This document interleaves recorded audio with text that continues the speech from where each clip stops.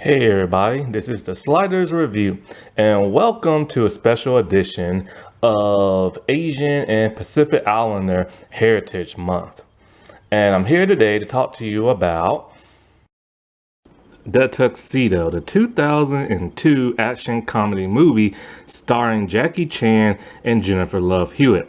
I personally love this movie to death, and I mean to death. However, it flopped at the box office, and I don't understand how. It had here's the thing. It had a bunch of negative reviews, and it had a budget of 60 million but only made 104 million. And I don't understand how.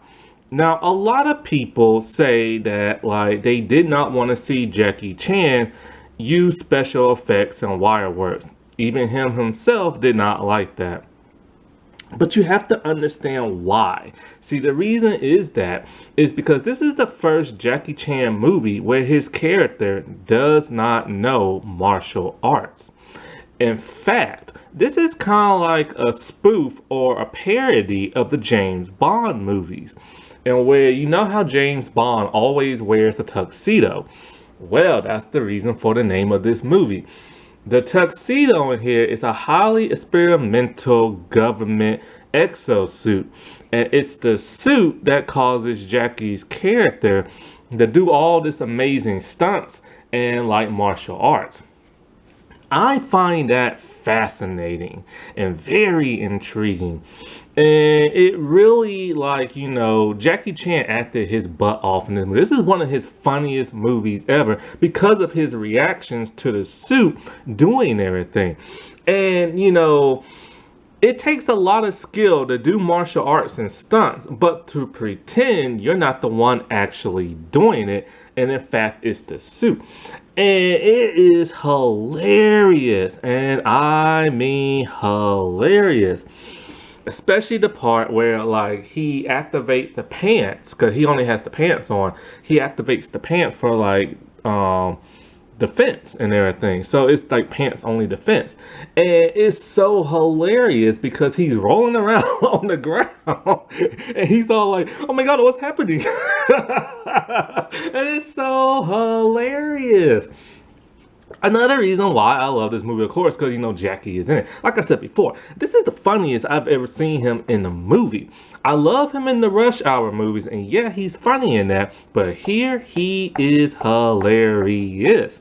And not only that, but of course, Rush Hour 2 is the best. All Jackie Chan movies that he's done in America and stuff. And the first one is extremely good as well.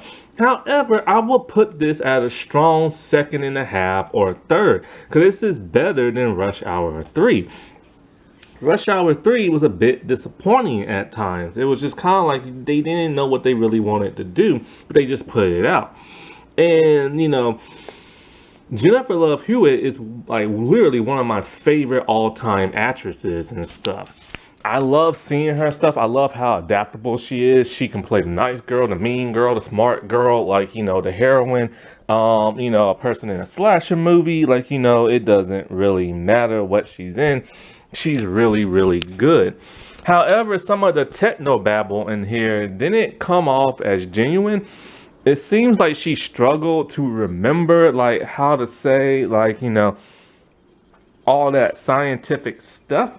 And one of the reasons why, because technobabble is extremely hard. That's why people in Star Trek have a hard time saying all that tech babble stuff.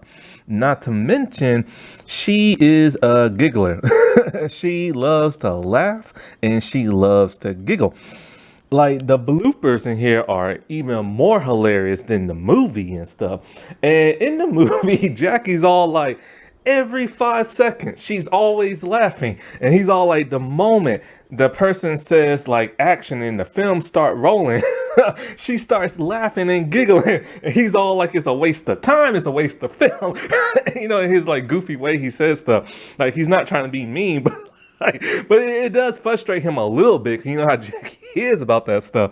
And the thing about her is that, she said before, like, when she was on Party of Five, her and her other co-star would get fined so much money because they wasted so much film laughing and giggling and stuff. She can't help but like the laugh and giggle. That's who she is.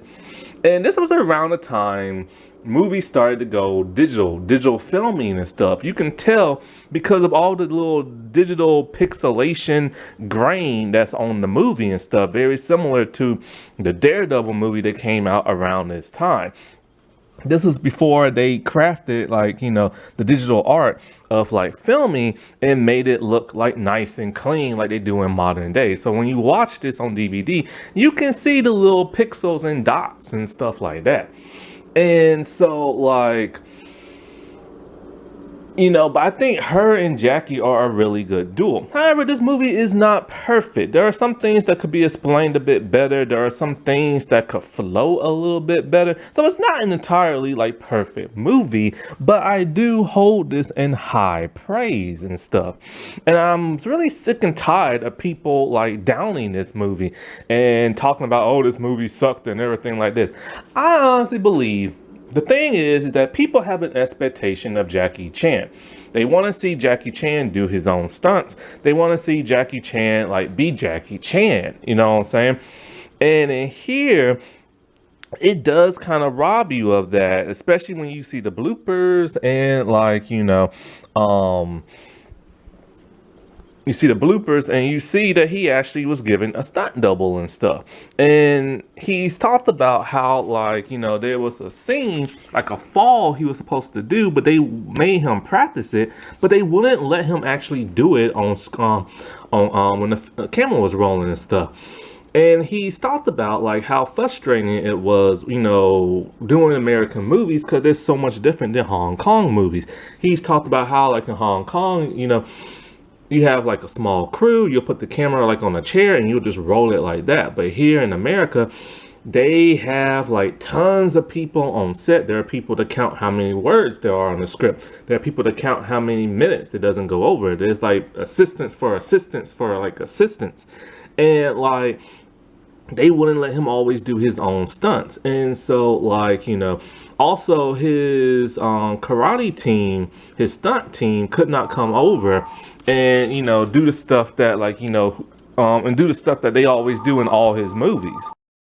And so I can understand why he's frustrated at that, because it didn't go as smoothly, the martial arts choreography like he wanted to.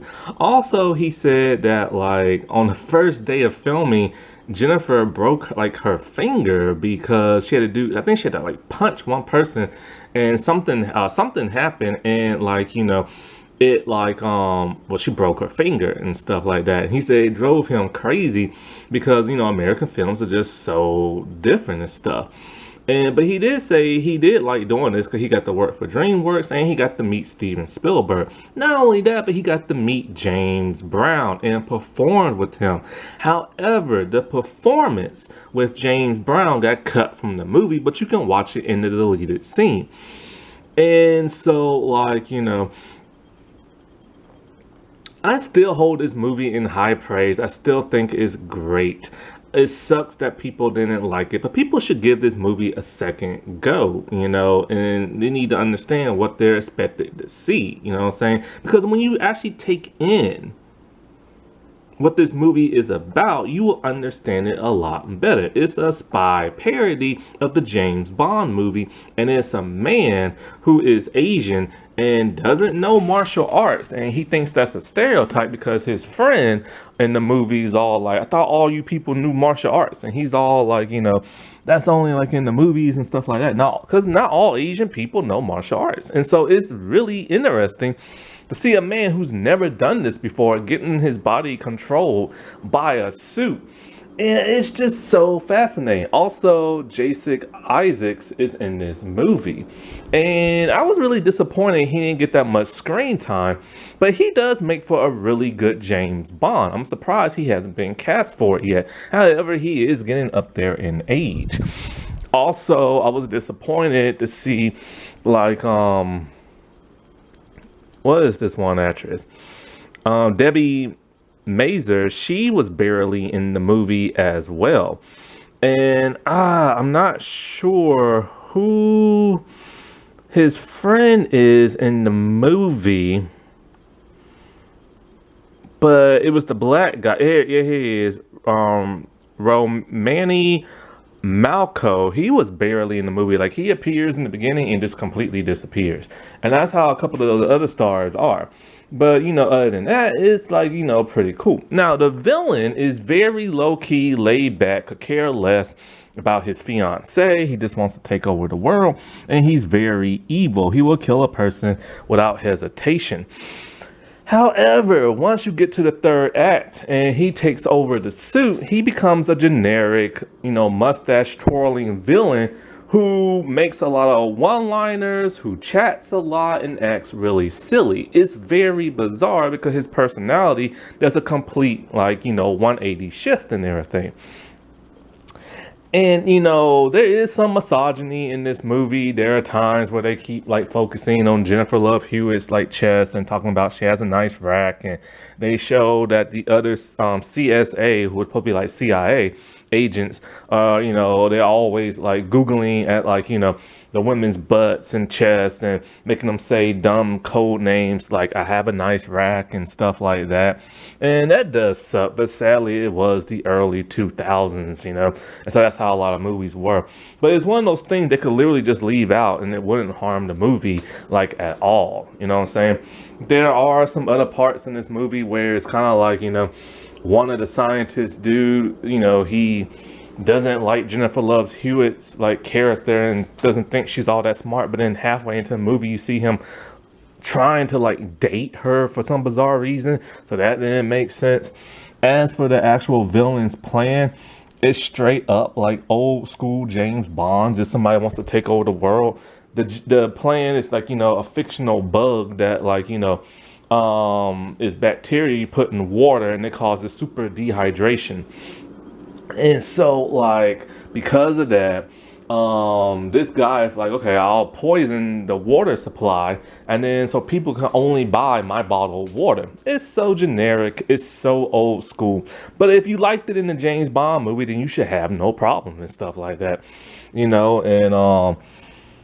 But it is kind of weird and frustrating how people love other science fiction movies and with CGI and superhero movies and Norse god, but then they see this movie and they're oh, I don't like it because Jackie Chan, has a little CGI here and there. And it's just kind of I get it. People's expectations were not what they wanted. Kind of like the Forbidden Kingdom. I wanted forever to see Jackie Chan and Jet Li in the same movie.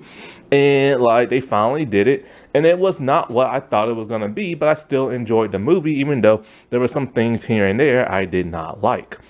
And so basically what this movie is about is Jackie's character is Jimmy Tong. He's a taxi driver. He's a horny old little man who has no self-confidence, and he wears a shirt named Hooters on there. And basically he's in he has a huge crush on this woman that works in the museum, but he doesn't have the confidence to tell her that. A lot of stuff goes awry, the person who owns the museum doesn't want him there and staring at her. There's a bike rider who bumps into him and causes him to fall over, and so the bike rider wants to beat him up and everything. And so he's a man who just has no confidence whatsoever. He can't get the girl. He's just a slob of a man until he meets a woman played by Debbie Mazer. And she wants him to drive her to this hotel, and he has to get there in lightning speed. If he does, she'll have a huge tip for him. So the thing about him, he's an erratic driver. He can drive super fast and very dangerously, even on the sidewalks if need be. And it makes for a hilarious time. And so because of that, she gives him a new job, but he has no idea what it's for. but he's gonna be driving a limo for a man, and this man is very mysterious and stuff. This man is Clark Devlin. He is basically like the James Bond of this movie, and played by Jason Isaacs. And so like him and Jimmy get along very well, but see, he's investigating a crime that happened. One of their CSA agents went undercover, and he got found out by the bad guys, and they murdered him. The way they murdered him is through water. See, this water, like I said before, has bacteria in it from a bug. And so because of that, it caused super dehydration, and it causes people to dry up into a husk. And so he's been investigating this, but the problem is, he's been investigating this for a good while, but they don't show him investigating it, and he literally hasn't been activated yet to take on this, like, job. So that's kind of weird. That's why I'm saying, like, this movie isn't always that perfect. So anyway, he has to get his assignment from, like, the headquarters people, and they get it from Burger King of all places. Basically, the code is he's at Burger King, he asks for a pizza, and they give him a pizza. Jimmy thinks this is weird, but thinks nothing of it. Then all of a sudden, like, they get attacked by two guys who put a bomb on their car. And the bomb is, they put like a tracking unit on the car, and there's a bomb on the skateboards. The skateboard is constantly following them. It blows up, and Devlin is really, really, really badly hurt. Jimmy has no idea what's going on, but for whatever reason, he wants to get revenge on the people that did this to him, which is strange because Jimmy has no idea Clark is a secret agent. And so for him to want to get revenge on these people is just kind of bizarre. And that doesn't make no sense whatsoever. But Clark gives him a watch. The watch is what activates the suit. And he tells him to wear it.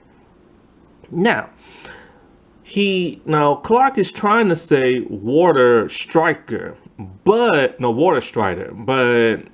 Jimmy thinks he's saying Walter Stryker because, his speech is slurred from the explosion. Now, he takes him to the hospital, but Jimmy goes back and put his tux up at his home. For whatever reason, Jimmy puts on the tux. I guess because Clark said wear it, but I assumed he implied the watch, because he handed Jimmy the watch and say wear it, and he told him a long time ago, never touch my tuxedo. So for whatever reason, Jimmy puts on the tuxedo, starts playing around with the watch, and then it starts to do demolition mode and demonstrations and all this other stuff. This is where a lot of the stuff, like, crazy happens, and that's really hilarious. Over at the CSA, they are investigating, what been going on and stuff like that, and Dale Blaine is played by Jennifer Love Hewitt. And so none of the other scientists think she's smart enough to figure this out, but she is literally the only person to figure it out. So they want her to go on a mission with Clark. She's never met Clark, but she's heard about him and his reputation of being a ladies' man. So she contacts him to meet her. And, this is when, like, the code name is Nice Rack. And her other code is supposed to be like, I forgot my bra, and so he goes to the park and he thinks he meets her. He tells that to a woman, she slaps him, but then Dale just didn't show up for whatever reason. Things change. So then they later meet up at like a different location. Dale is a very rude, very snarky, very mean woman. She's smart, but she just judges everything and everybody. Because people disvalue her because of her brains, she just hates the world and everything. So she's super rude to Jimmy when she meets him. And when she meets him, she had she looks at him and she was not expecting Clark Devlin to be an older Asian man. Now, what's bizarre is that you would assume before she took this mission, she would check out Clark's profile and everything, right? But she didn't do that. And so it's kind of odd writing that she would take this assignment, this famous secret agent who works for them. And I understand she's never met him, but you think she would look at his dossier and everything. And so, like, but Clark, he's at the hospital, but nobody knows he's at the hospital because his ID card, he hits a button and it completely changes it and makes him into a different person. So, anyways, they spy on Diedrich Banning, who is the main bad guy. Basically, what it is that, like I said before, he wants to buy out every big name, like water bottle company, because he's gonna poison like the water supply, and he only wants banning water to be the only one people can drink, and so it will make him millions and this and that. And so this is when they get caught by the bad guys and everything, and they fight, and it's a lot of hilarious stuff that happens. Jimmy falls off the side of a building while Dell is trying her best to fight off the bad guys. Dell doesn't know how to fight because she's a brain, and also because, like, she's only had basic training, so she only knows how to like block and punch. But then they have her do stuff like some really cool kicks and other things, and it's kind of like her character should not be able to do that. But I get it, they wanted to give Jennifer Love Hewitt something cool to do, similar to that of Chris Tucker. No, wait. Yeah, Chris Tucker. I'm getting him confused with Chris Rock. Just the two Chris's. Like, they want him to do some cool stuff in that movie, but I get it, but it doesn't make sense for her character. Anyways, when she's horrified at first that Jimmy fell, but she's more horrified that he grabbed her ring and she lost it. This is how self-centered she is.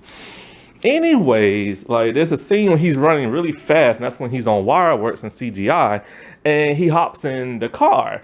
And she is just pissed. I'm just like, shouldn't you be happy he's like alive?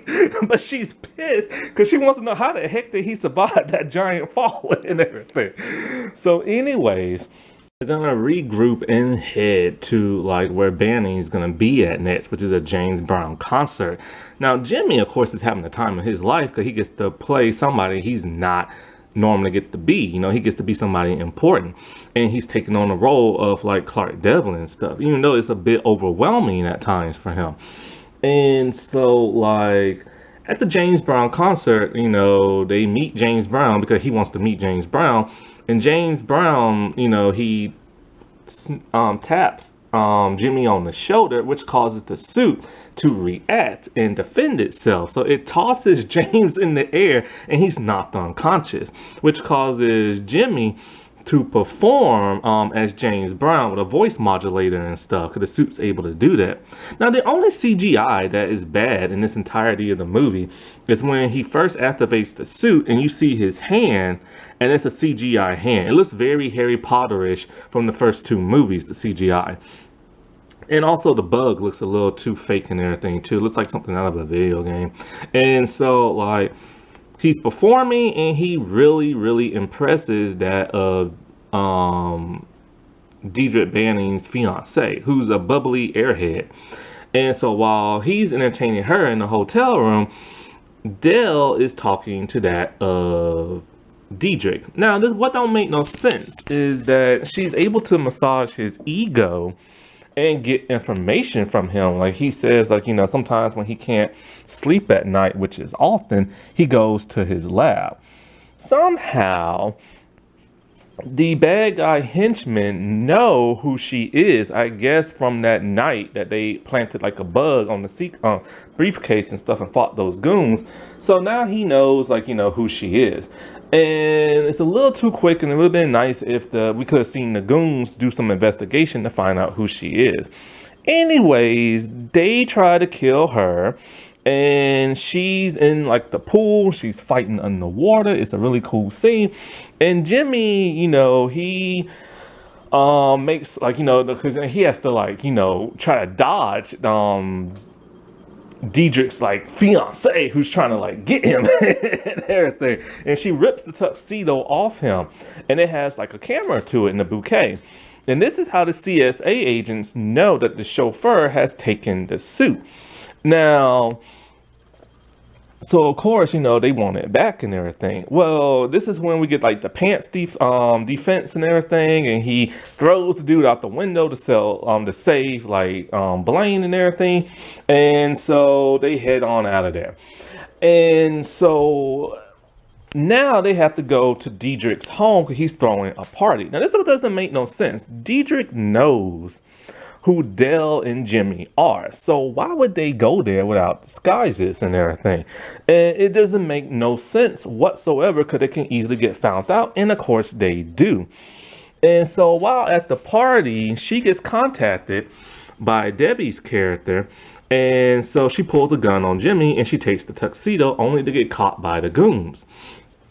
Upset, Jimmy heads back to the hospital where Clark is at, and no, he heads back to his hotel. And so as he's writing him a note talking about sorry he failed and sorry he couldn't find Walter Stryker, he knocks over some water and he sees a picture of bugs. And it's the bugs that Clark was investigating called a water strider. So then he realizes, oh, that's what he meant. So he knows that Dell's in trouble and he has to save her. But he should have tried to contact the CSA.